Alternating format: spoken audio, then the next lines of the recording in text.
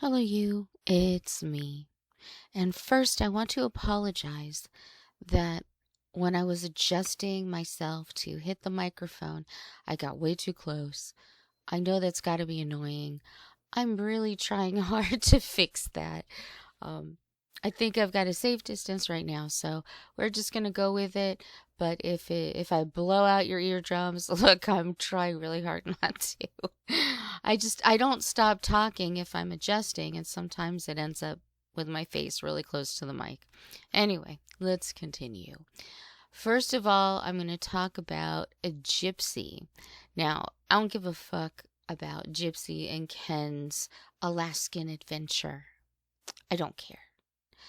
Although what I do care about is that it was very expensive, apparently, somewhere between $6,000 to $10,000, which I could believe, because not only did they go on the vacation, but they had to buy food. They had to buy, it looked like a whole new freaking wardrobe because they weren't prepared. I mean, it's Alaska. It can get to -50, and that's not unheard of. -24 probably feels like summer to them at this point, you know. I'm kidding, of course. -24 is very cold. I've never been in weather that cold. But no, it looked like a very expensive trip. And yet, she's putting up a fundraiser. And she's like, I don't get any of this money. This doesn't go to me. It all goes to YouTube, which, that's fine. But my question is, she's still doing it to try to prove she's a good person. Whereas an actual good person would say something like, I will match dollar for dollar whatever you donate. I will donate that amount so that we can double it and make a really good donation. Or she could just say, if she didn't have the money, which I don't know if I believe or not, she could just say, I'm going to start it off with $500 and please donate and we'll fund somebody's wish. That's the mark of somebody who actually wants to make a difference and do something nice for someone else. But Gypsy doesn't do that. She just says, oh, make all the donations. It all goes to Make-A-Wish. Okay, so what's your part in it? Just putting up a platform so that people can donate? And so you can take credit for it? Look, I donated this much money.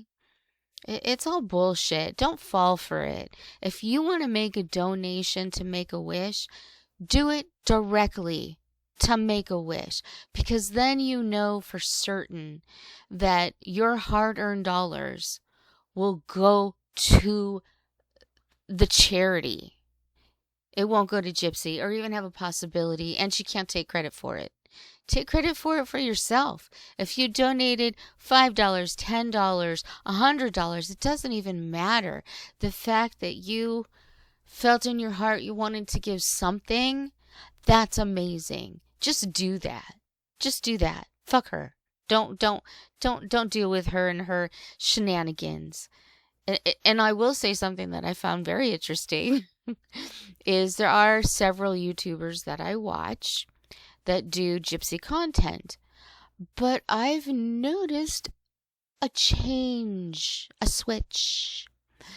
I've noticed that a lot of content creators aren't doing just gypsy stuff anymore. That Gyp Universe or Gyp World, whatever Gypsy called it. I don't call it either of those things, but that little world is getting smaller and smaller. It's shrinking. Nobody cares about Gypsy. And it couldn't happen to a better person. Okay, now we're going to switch over to Ryan. I don't really like Ryan. I don't mention him often, but in this case, I will. I don't know if this lady, Katie Cakes, who physically is lovely, by the way. I don't know her mind. I've never talked to her. I don't know anything about her. According to Ryan, she wanted a relationship and he didn't, so he broke it off with her. Okay, but how do you break off a relationship if there isn't a relationship? You could just say, I stopped communicating. We stopped talking because it wasn't going to go anywhere. But if you listen to his words, and the way he uses them, he doesn't sound very truthful. I think he was flirting heavily with this woman. I want to say young woman because all these people are younger than me, but but I'm just gonna say this woman, Katie Cakes. I think he flirted heavily with her because she was giving him tons of money through TikTok, and I think he knew that she was coming to visit him. I think they probably planned it. And then for him, after having sex with her, after having a night together, that's when he breaks up with her. Now, I will say that after she left and then breaking up with her is a coward move, but maybe he needed time to think about it. And I'm not making excuses for him, by the way. I'm just trying to look at it from both sides because we don't necessarily know all the truth. But I think maybe he thought about it and said, well, maybe she's not for me. And so he told her right away. But it's suspicious that he didn't tell her when he was having sex with her. He just told her after she left. That's pretty cowardly, in my opinion. And it doesn't look good on Ryan at all. I mean, honestly, if she was, and I'm just playing devil's advocate here, if she was like making a lot of this up, she thought they were dating, he didn't, she went out there without his knowledge, if that was the case, then a bigger man would have kept it to himself, not go on a platform like TikTok and try to make excuses for what happened. What he could have done was just not say anything. Like, they were together, he wasn't really into it, so he broke up with her. And if she was attacking him in the messages that way, he could have said, well, it just ended and she's a bit upset. I am too. Or, there's better ways that he could have handled that and not bring it to TikTok, or yeah, he's on TikTok. Not bring it to TikTok. I mean, I heard him say, "Oh, I'm talking to someone. Oh, I'm talking to someone." And he did once say, I believe, allegedly, because I don't have the evidence here, that he said that he was off the market one time. So I don't know, because to be honest, trying to watch his TikToks they're so boring. I just go to sleep. Or he gets so annoying, I just can't watch it. And that's been the case a lot more lately, is I can't watch it. He annoys me. But anyway, I don't know what the truth is. I'm sure there's something there in the middle, but she seemed like a pretty nice girl, a woman. She seemed like a nice person. And very generous, obviously, with her money. He could have done a lot worse. I mean, he could get together with another murderer. But somebody had mentioned, and I think it might have been Pink Chihuahua, that had mentioned that maybe Gypsy is talking with him again because Ken did not give her the ring on the Alaskan trip. And that's very likely. I mean, if it's not true, that's fine. But it can ring true because she's done that before. So, I mean, what are you going to do? These people deserve each other. Let them all be in each other's lives. Just make sure there's no Aurora the baby involved. That's all I ask. All right, now, the last thing that I wanted to ask you guys about is I wanted to know if any of you liked romance books. This book that I have up on the screen, Stolen Midnights by Catherine Quinn, it's like a magical romance. There's magic in it and there's romance. And I will say, this book was given to me by a really good friend, and I thought, yeah, I'll go read it. It's not my genre of book, but I thought, why not, give it a chance. And I will say, when I started the book, I'm about halfway through now. When I started the book, I liked the writing.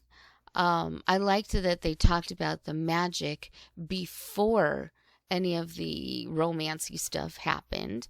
Because I'd be far more interested in the magic than I am in the romance. But I really legitimately have been giving this book a try. I've stalled a little bit on this book, and it's because the magic is still there, but it's kind of taken a step back to the romance part. And I wanted to know, with those of you who read romance books, is part of the excitement of it the flirting that they do between each other and the denial that they don't really like each other even though they do? Is that part of the intrigue? Is that part of what keeps you reading? Because I didn't mind it at first because it was very sweet and thoughtful. And I thought, oh, that's great. They're not just like hopping into bed and having sex. I don't really like that. They're doing a build up, which I think is nice. I liked it in the beginning, but I feel like it's becoming repetitive already. Like their ears started to feel hot and turn red. The heavy breathing, the fluster, all those are cute in the beginning, but it seems to be repeating itself over and over again. I also have a little thing that annoys me, which is when books repeat words or phrases too often. A great example of that is the 5th Harry Potter book. I didn't really enjoy reading it because of this, but if you read it, in nearly every chapter, somebody turns on their heels. And it's just a simple phrase, but I found it so annoying to read over and over again in almost every single chapter that it took me out of the book a little bit. But I still read it because I really liked the story and I wanted to see where the story was going. So for that, I kept reading and I read them all. But I want to know, do any things like that, do they bother you too? Because in this book, it has a small phrase, and I can't remember it at the moment because I didn't write it down. But it has a small phrase that's repeated twice in one chapter and then 3 more times in other chapters. And it really bothers me. I want to buy a thesaurus, or just tell them to go to thesaurus.com or dictionary.com. You can find thesaurus.com on it. And look up a different word or a different phrase. It really takes me out of the book. I feel like it wasn't edited properly, because if it was, they wouldn't be using the same term, phrase, or word over and over and over again. I just hate that. That's what I hate about the flirting scenes as well, is they're starting to reuse, like I said, the blushing, the ears feeling warm and red, little things like that. It's fine in its first context, but it gets frustrating for me when they do it 3 or 4 more times during the book. It's like we've already been through that. Let's try to describe something a little differently. A fluttering of the heart, or a warmth through the body. That's something that could probably be repeated a couple times. But really, they should really not overuse words, phrases, because for me, it just gets monotonous. I don't like it. But I am going to push through and read the rest of the book. The magic part of the book, I find, intriguing. I think that I probably know how it's going to end, but I'm trying really hard to enjoy the journey because it is a well written book. Catherine Quinn is a good writer. It's just these little tiny idiosyncrasies that maybe are just of my own, but just little tiny tweaks, I think would improve the book and put it up another level. But that's just, I guess, specifically on the writing itself.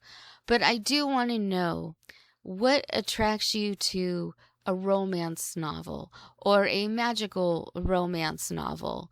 What is it that you like? What is it that you hate? You don't have to go through all of it, but if you want to, I'd love to hear it all. But you could just say what you don't like about them or say what you really like about them. Because I'm trying to understand the romance novel. I'm trying to get a clue into what is attractive about it. And I know people just, oh, it's the fantasy, it's so romantic, but I want to know more. I want to know more of the specifics as to what attracts you to it. Or maybe you just like a trash novel. This book is not a trash novel, by the way. I would not qualify it as that. What is her name? A.C. Andrews, something like that. I read all the books from Flowers in the Attic. That's trash work. That's trash novel writing. It's interesting and intriguing enough to get you through the book, but it's all garbage. It really is. It's not the best written. It's okay written.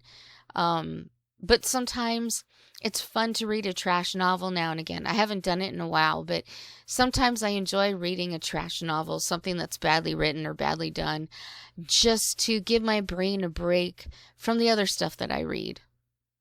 Sometimes it's just fun. So maybe that's why you read it. I don't know. But I really would like to know your thoughts and opinions on romance novels or magical fantasy romance novels. I'd love to hear what you have to say. If there's anyone out there that would like to share their opinions and reasons for liking this genre. And anyway, that's all I have to say. I hope you enjoyed the video. Like I said, comment as much as you like to because I love to read them all. And that's all I got to say.